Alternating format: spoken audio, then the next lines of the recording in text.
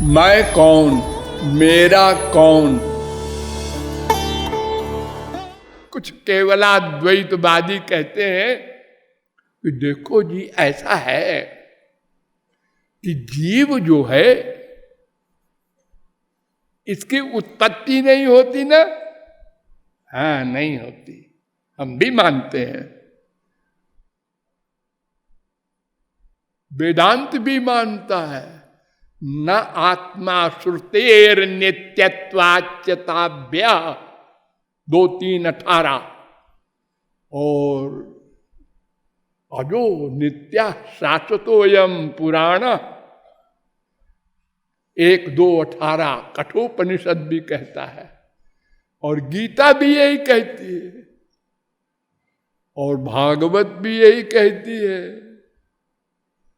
न घटत उद्भव प्रकृति पुरुषयो रजयो हो।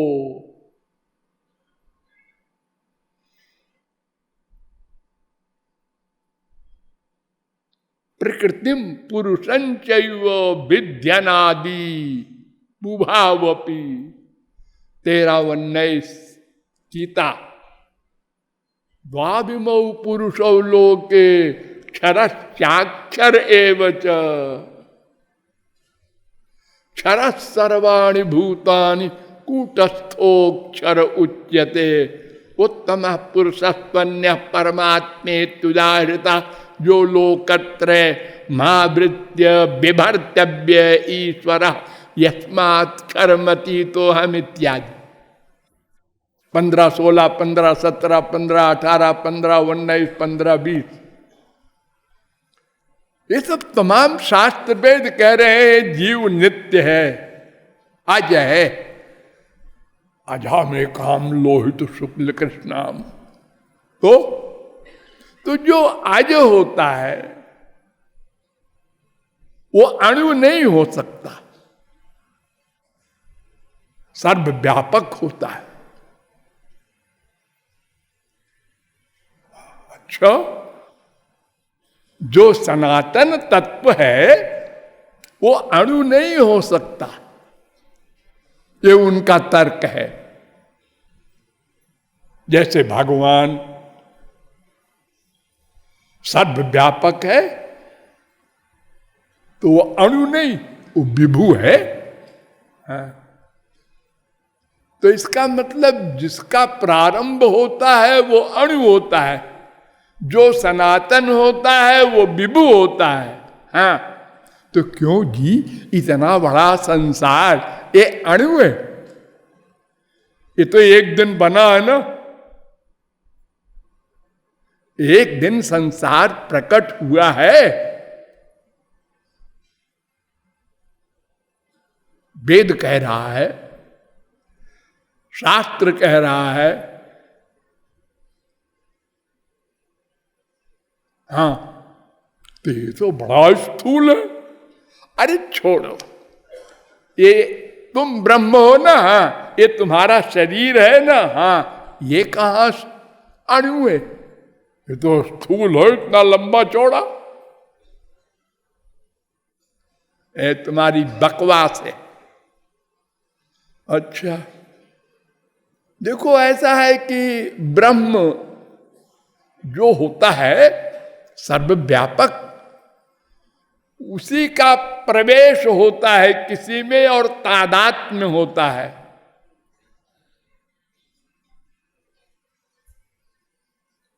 तो जीव का भी प्रवेश होता है, तादात्म्य होता है इस शरीर से। शरीरम अभिसंपद्यमान सवायम पुरुषो जायमान शरीरम अभिसंपद्यमान 4-3-8 बृहदारण्यकोपनिषद। इसलिए ये पॉइंट भी तुम्हारा गलत।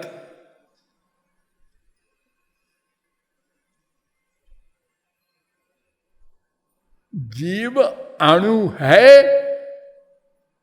ये अनुभव भी तो कहता है।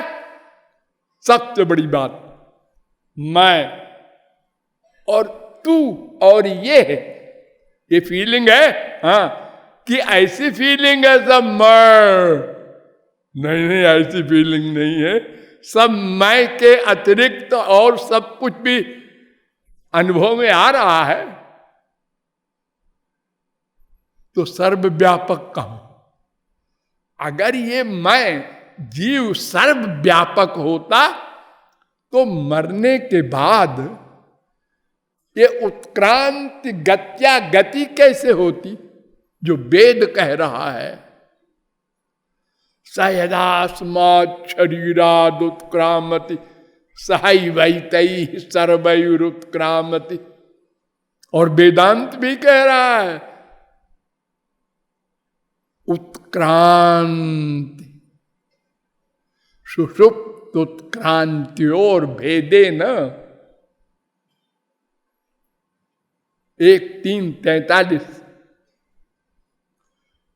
तो जीव अणु ही है और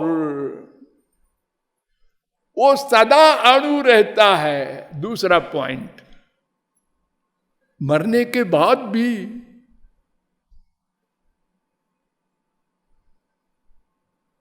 कभी विभू नहीं होता। और बताएं, ये अद्वैतवादियों के नेता जगत गुरु शंकराचार्य ने भी मान लिया कि सर्वव्यापक नहीं होता जीव। क्यों? मुक्ता अपि ही लीलया विग्रहं कृत्वा त्वां भजन्ते। मुक्त होने वाले माने ब्रह्म बन जाने वाले फिर जन्म ले करके और श्री कृष्ण की भक्ति करते हैं। तो क्यों जी, अगर जीव सर्वव्यापक है तो फिर मरने के बाद ब्रह्म हो गया ना। हाँ, जैसे एक घड़ा है, इस घड़े के अंदर एक आकाश है, खाली जगह है, तो आप कहते हैं कि जब घड़ा फूट गया तो ये महाकाश हो गया, माने इस आकाश में मिल गया, एक हो गया, ये आकाश बन गया। ऐसे ही जब ज्ञान हो गया तो जीव ब्रह्म हो गया। तो ब्रह्म हो गया तो यही वो समवलीयन्ते, यहीं पर लीन हो गया, कहीं गया वया नहीं, क्योंकि एक ब्रह्म तो था, वही एक ब्रह्म हो गया। तो फिर ये मुक्ता आप कैसे बोल रहे हैं नृसंगतापनीयोपनिषद के भाष्य में। और वेद भी कहता है मुक्ता हेनम उपासते। और असल में तो मुक्त ही उपासना ही करेगा, बद्ध क्या उपासना करेगा। अरे बद्ध तो उसके पास गए नहीं अभी, वो भजन क्या करेगा। भजन माने सेवा, भज सेवायाम धातु है। भज इत्येष वै धातु सेवायाम परिकीर्तिता, तस्मात् सेवा बुधई प्रोक्ता। वेद व्यास कह रहे हैं और पाणिनि व्याकरण भी यही कहता है, भज सेवायाम। तो जब कोई सेव्य मिलेगा तभी तो हम सेवा करेंगे। तो भगवत प्राप्ति के बाद ही जीव गोलोक में भगवान की सेवा करता है। उसके पहले तो पत्थर की सेवा कर ले मंदिर में, भगवान कहाँ मिलेंगे उसको। वो तो भक्ति के बाद जब भगवत प्राप्ति होगी तब सेवा प्रारंभ होगी। तो भगवान को प्राप्त कर लेने वाला विभू नहीं हो जाता, आनंदी भवति। वेद कहता है बार बार, तैत्तरीयोपनिषद 2:7, रसक ब्रह्म हेवायम लब्ध्वा नंदी भवति। कठरुद्रोपनिषद भी कहता है रसम प्राप्त सुखी भवति। वो ब्रह्म नहीं हो जाता। सोष्णुते सर्वान कामान सह ब्रह्मणा विपच्चिता, वेद कह रहा है 2:1 तैत्तरीयोपनिषद। ब्रह्म के साथ सह ब्रह्मणा, वो आनंद का अनुभव करता है गोलोक में, ब्रह्म नहीं बन जाता।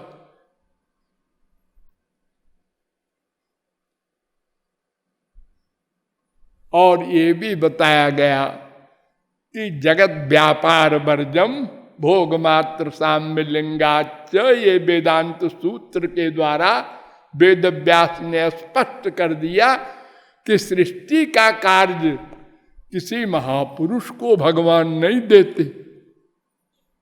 हाँ, अपना ज्ञान दे देंगे, अपना आनंद दे देंगे, लेकिन सृष्टि स्वयं करते हैं। लोगों के हृदय में एक एक रूप से स्वयं बैठते हैं। अनंत जन्मों के कर्मों का हिसाब और फल स्वयं देते हैं, और वर्तमान का हिसाब किताब रखना स्वयं करते हैं। ये किसी महापुरुष को नहीं देते, ये अंतर भी है। तो अगर वो ब्रह्म हो जाता तो फिर तो सब बात खत्म हो जाती। तो ऐसा नहीं है। और बहुत से तो अद्वैती ऐसे हैं, वो कहते हैं कि हमारा जो ब्रह्म है उसके कोई शक्ति वक्ति नहीं है। इतने सारे मंत्र वेद के सगुण और शक्तिवाचक, गुणवाचक, कहते नहीं वो सब मंत्र हैं तो, लेकिन ऐसा है कि निर्गुण वाक्या नाम सगुणापेक्षत्वेन परस्वाद बदीयत्वम। ये जो निर्गुण की ऋचाएं हैं ये सगुण के बाद आई हैं, इसलिए वो बलवान है। तो सगुण की जो ऋचाएं हैं वो औपाधिक है, ऐसे ही लिख दी गई हैं। वेद तो कहता है सर्वे वेदायत पद्मामनन्ति, 1, 2, 15 कठोपनिषद। वेदे मात्रा मात्रस्यापि अनर्थक्यम वक्तुम न शक्यम। एक मात्रा को भी वेद में निरर्थक नहीं लिखा है। वेद व्यास जो भगवान के अवतार हैं और वेद का व्यास किया है, वो कहते हैं वासुदेव परा वेदा, वासुदेव परा मखा, वासुदेव परा योगा, वासुदेव परा क्रिया, वासुदेव परम ज्ञानम, वासुदेव परम तपः, वासुदेव परो धर्मो, वासुदेव परागति। 1, 2, 28, 1, 2, 29 भागवत।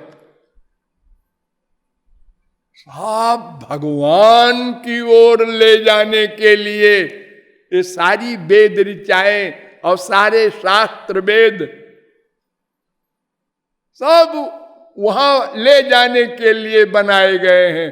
वहां पहुंच जाओ फिर ये सब लौट आते हैं।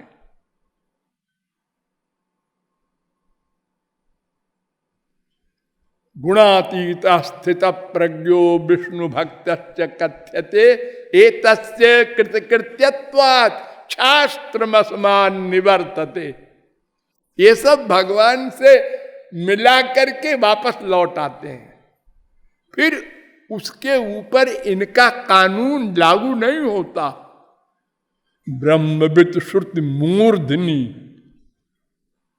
ये वेद के मस्तक पर पैर रखकर चलते हैं महापुरुष। राधे